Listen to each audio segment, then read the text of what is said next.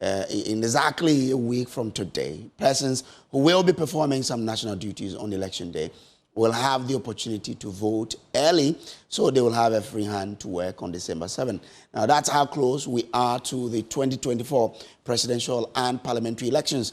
And this year, more than 700,000 persons will be casting their ballot for the first time in the national election, making it crucial for some education on how to vote.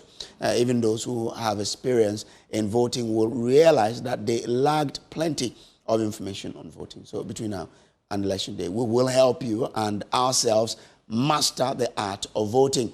Before we start with our interaction, though, let's bring you the 2024 election in numbers. And Isaac Kofi is a data analyst here at Joy News, and he's incredible with numbers. Kofi, what do we know? I mean, what are the numbers pointing to?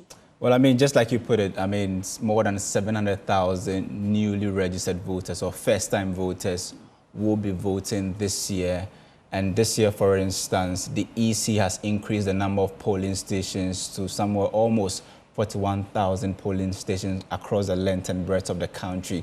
We also understand that more than 18.7 million, roughly 18.8 million people will be voting in this year's election. That's about somewhere 10.2% increment if you compare that to the 17 million people who voted in the 2020 elections.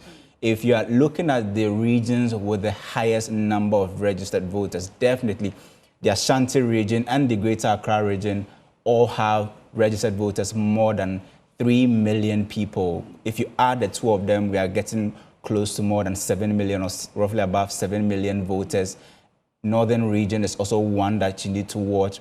There are 7 regions with votes or registered voters more than 1 million. Okay. And this year, I mean, we are seeing, the Volta region being the new addition, crossing more than 1 million registered voters in this year's election. So that will be an interesting place to watch. But let's look at the same. Yeah.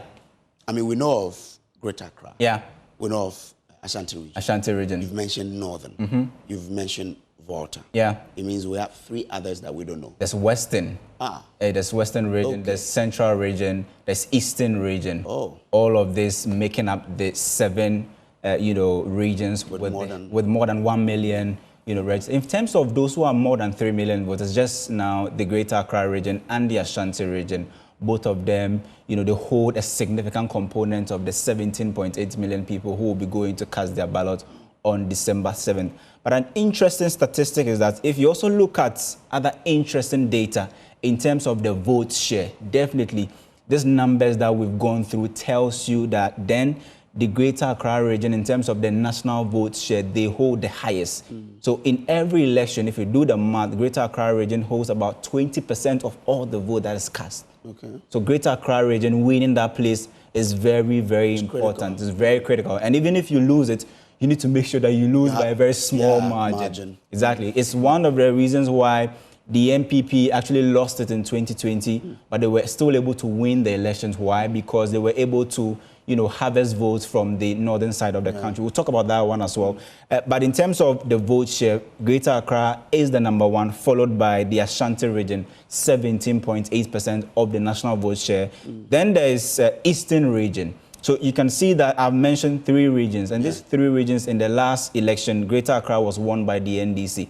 But the following 2, Ashanti and Eastern, were all won by the NPP. That tells you why the NPP can win very small, few of the, the regions, but still is able to go ahead to win the election. Because in 2016, they won, I think, 6 regions. And they were still able to... No, I think 4. Because it was 5 regions, it was 10 there. They won 5. I mean, 5. So the regions they will win are not plenty. Even when it came to 16, the NDC ended up winning, I think, 9 regions. Yeah, I think the NDC won, 9 regions. 9. Yes, 9. But still, because of the numbers, I mean, to buttress the point you're making, that the regions that they will win, it depends on the numbers that they get.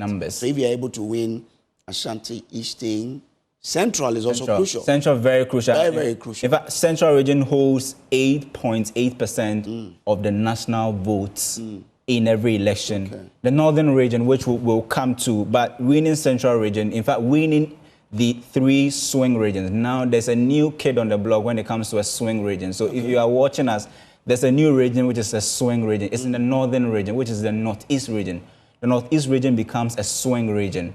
Now, currently, we have only 2 bellwether regions, which means that they vote for the party that wins. It is now just the western region and the central region. It used to be 3. It used to be 3 bellwether regions, the western, central, and Greater Accra region. But we saw Greater Accra, swifting or drifting away from that bellwether status. It voted for the NDC, all right, but they lost. But Western and Central region went ahead to vote for the winning party. Now, Northeast region becomes a swing region. Why? Because a swing region is a region that can be won by anybody. And since 1992, if you do the math, putting together all the constituencies, NDC has been ruling in the Northeast region. But when we saw the gap started closing around to 2012, when that's what we call the Baumia effect. Yes, when so that's Baumia came 4 years after Baumia had been introduced into politics as a running mate to Nana Akufo-Addo, then he started. We saw the Baumia effect where he started closing the gap in the Northeast region. They closed it in 2016 and won it for the first time in 2020, making the Northeast region. For those who are watching this may be confused, what you're doing is that you are putting back the constituencies that make up the Northeast into the old Northern region. And looking at the results in the electoral area. Yes. That makes the old, that will make up the Northeast region. Even though people should stay with us on election day, because on election day, we'll pull all of those up for you to see what all the numbers, the trends, and how the gaps were closing and all of that. They won the Northeast in 2020, making that region one of the swings. So now we have 4 swing regions. Now, another key region, which is the northern region, holds about 7% of the national vote share. Now, the northern region, there's an interesting thing happening in the northern region. The same story that panned out in the northeast region is playing out in the northern region. Really? Where MPP has never won in the northern region. But what we are seeing is that they've started closing the gap. And the 2020 election was the closest we've ever seen in the northern region since 1992. And it's an interesting place. In fact, that will be the main battleground in this year's election. Who will win the northern region it's an interesting question to be answered on November or December 7th. And one other region is the Savannah region. This is the home region of the opposition candidate, which is John Dramani Mahama. And we've also seen some closing of gap in the Savannah region. I want us to bring numbers to the northern region for 2020. In 2020, John Mahama secured 449,650. Nana Akufo-Addo, so that represented 52.93. Nana Akufo-Addo had 391,446, representing 46%. So that's where you exactly. So in fact, you put it right there. The NDC has reduced from their peak of 61% in 2004 to now 52.6. And the NPP has improved or increased from 35.6%. Now we are talking about 46.4%.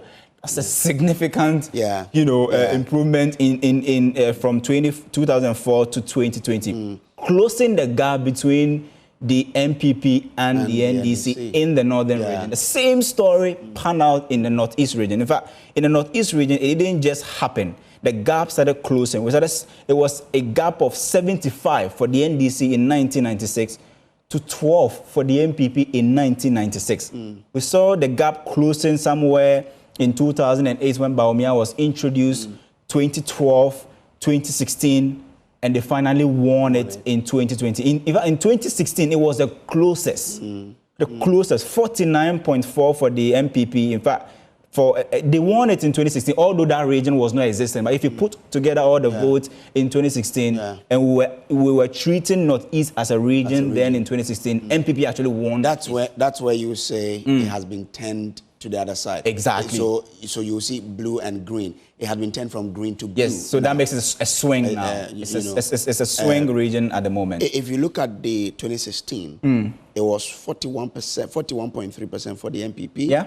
56.1% for the MPP. If you look at it, the MPP then in 2016 had 46.8%. So they've gained close to 5%. 5 percentage points. That's huge. With the NDC losing about 4 percentage points. About 4%. Yeah. You know, in the northeast region. Quite interesting. So we'll see how it will go. Yeah. There's a northern region.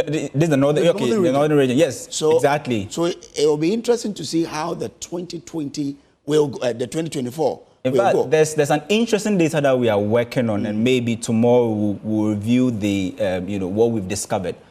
But what we are learning, the hypothesis that we are trying to test is that since 2012, we are beginning to believe that the NPP has, if you combine all the 5 northern regions, the NPP have more votes in all 5 northern regions combined than the NDC. Whoa. We are doing the checks, and so far, I think the data is looking to actually confirm our hypothesis. And it will be interesting to find out what will be the final, outlook tomorrow. But it's an interesting place. In fact, for me, the 5 northern regions combined will really determine this year's election. Wow. Because why? These are if you look at the propensity to vote, meaning turnout.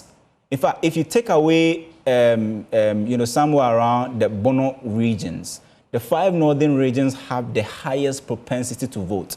Let me even bring the data so that, we are on the same page and our viewers can understand what I'm talking about. In terms of getting people out there to go and vote, in the northern region, if you select, let's say 10 voters, you get about 9 of them going to vote.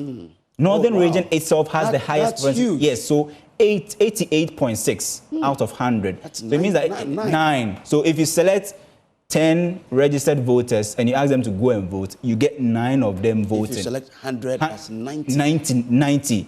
Whereas in the Greater Accra region, it is just 74.7. Compare that to 88. Wow. So that tells you that, let me mention the regions with the high propensity to vote. Northern region is number 1. Northeast is 2nd. Ahafo is 3rd. Oti 4th. Ashanti region is 5th. Now, the first, I've mentioned about 5. No, swing region here. You get it. Western North is also one of them with 82.9 propensity to vote. Okay. Upper East, another northern, region.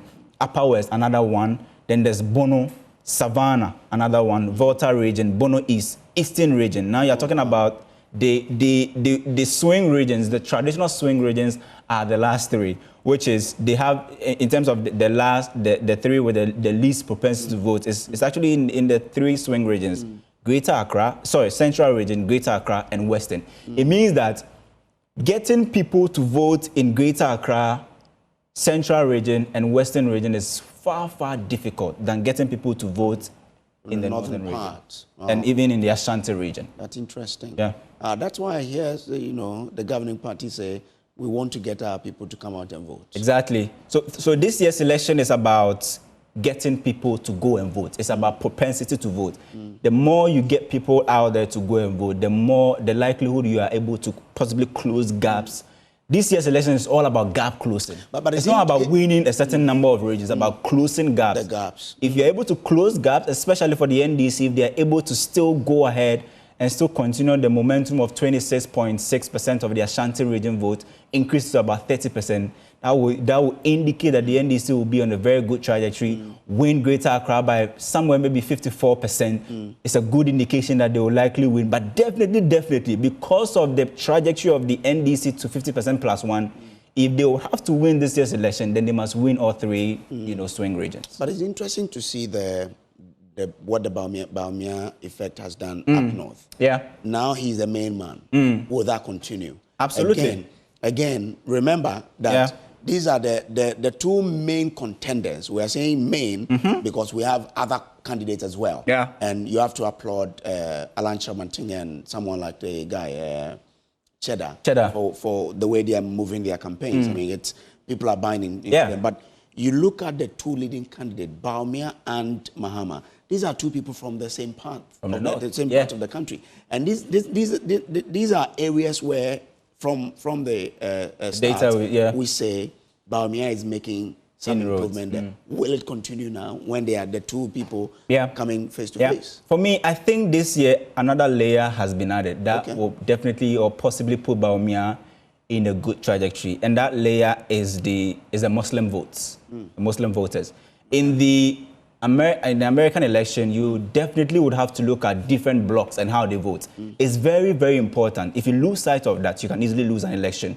In America, you need to learn how Hispanics vote, Black people vote, women vote, even Gen Zs, how they vote. It's very important. So it's also important to look at the Muslim votes. And this year, this is the first time that any of the two big parties are fronting a Muslim candidate, and Baumia is the first. Okay. And in fact, if you look at the Muslim population 18 years and above, it's more than 3 million people. Winning a significant component of that puts you in a very, very good position. And the reason why possibly the northern region, if you hold all other factors constant, the northern region, the reason why maybe MPP is making improvement is the fact that the northern region has the highest number of Muslims in the whole country. They have more than almost close to 880,000 Muslims, more than 500,000 Muslims living in the northern region, followed by the Ashanti region. The Ashanti region also have more than 500,000 people who are Muslims living in that region. Greater Accra region, 431,000 people. Then you are talking about the Upper West, Savannah, Upper East, Northeast region, Bono region, Central region, Eastern region, and the others. So that tells you that this, if the first three, if you add all of them, they are registered voters, you are hovering about 10 million, of just the 80 million that we've spoken about. So that tells you that this is also one group that will really, both political parties will have to really take a look at in terms of how they can get them to vote. And for me, I think that Baumia's background, possibly, if you hold all other factors constant, may put him in a very good position, especially looking at the first three regions that we are looking at. It will be a very wonderful contest to monitor, and we can't wait for the next 2 weeks, 7 December, to come for us to see how the day will be. And this is your election headquarters. This is where you have to be for all the coverage of this election, get to know all the important analysis or the breaking news coming in, and undiluted coverage of the election. This is where you need to be. But still on the elections, there are two polling agencies, the Global Info Analytics and Professor Smart Sapon of the Kumasi Technical University, are strongly defending their contradictory predictions of presidential results ahead of the 2024 elections.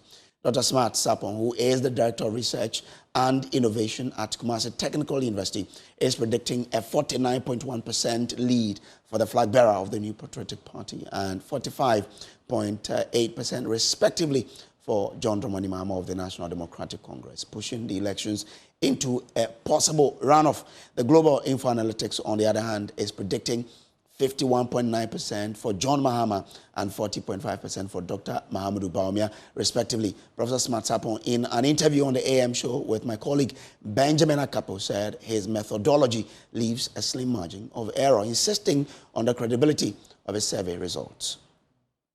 Each constituency, if we rank the contribution of the polling stations to the total voter register of that constituency and draw the 50th percentile line, any +1 meant that there's going to be, the way we do 50% +1. So that +1. And then all communities that constitutes the polling stations that adds up to the 51st mark got selected into the list of communities to be visited. Sizes. We usually say plus or minus this. What is your level of accuracy? Oh, in respect of, and what I'm saying is that I have reduced the errors I have control over, which is a sampling error, to the barest minimum. So I've represented the randomness.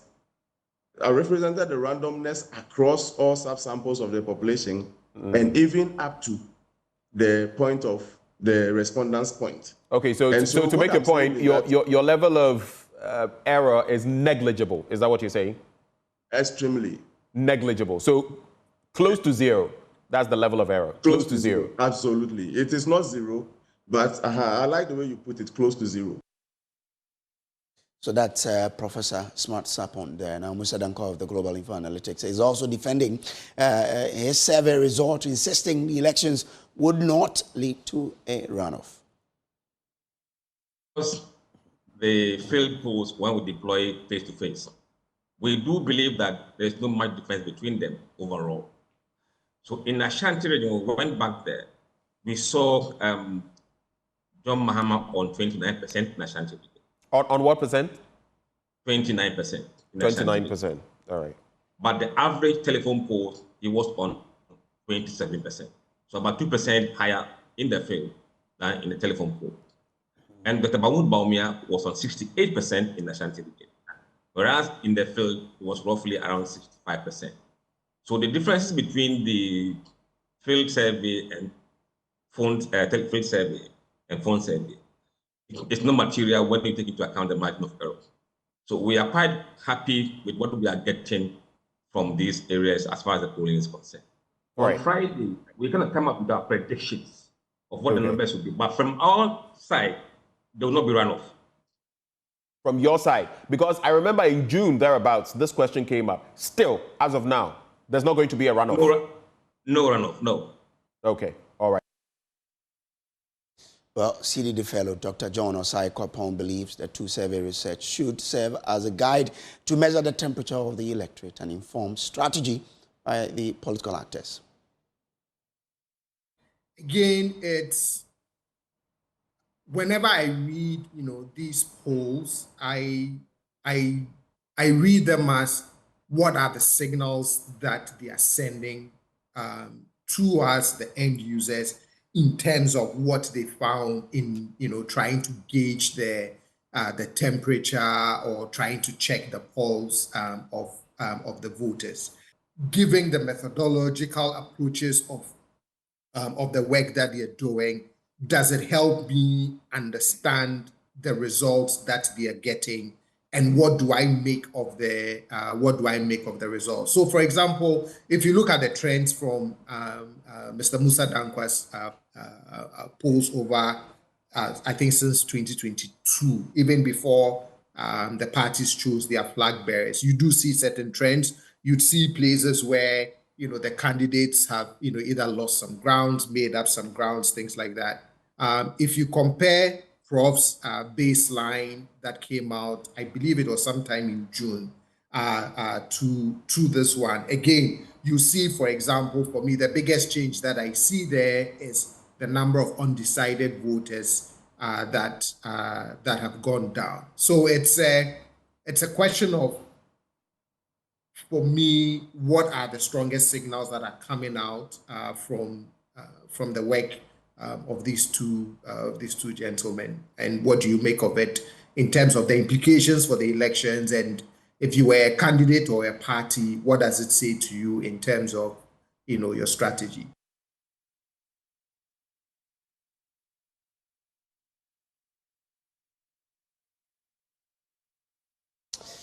President Nana Addo Dankwa Akufo-Addo has expressed strong confidence in Vice President Dr. Mahmoud Bawumia, describing him as a capable and well-prepared leader, poised to guide Ghana to greater achievement. The president believes that Dr. Bawumia has the necessary skills and experience to lead a nation to new heights. Speaking at a professional group's event in Kumasi, President Akufo-Addo also criticized former President John Dramani Mahama, labeling him as a failed leader who does not deserve a second opportunity at the presidency. To become president of Ghana, Jerry John Rawlings, John Ajikun before, John Dramani Mahama, and myself, Nana. Of all these, Jerry Rawlings had a second term. John Ajikun before had a second term.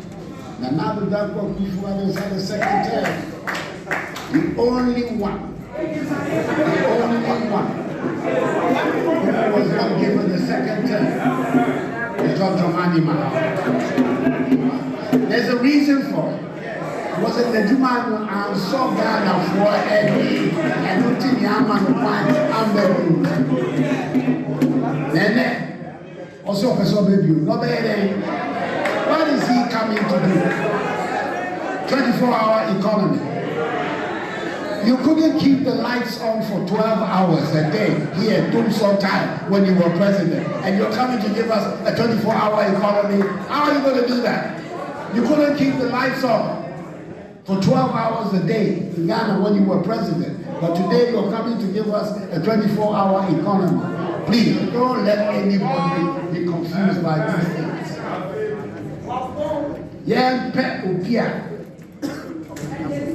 what prepared 8 years in opposition as my deputy, 8 years in office as vice president, a man of unimpeachable integrity.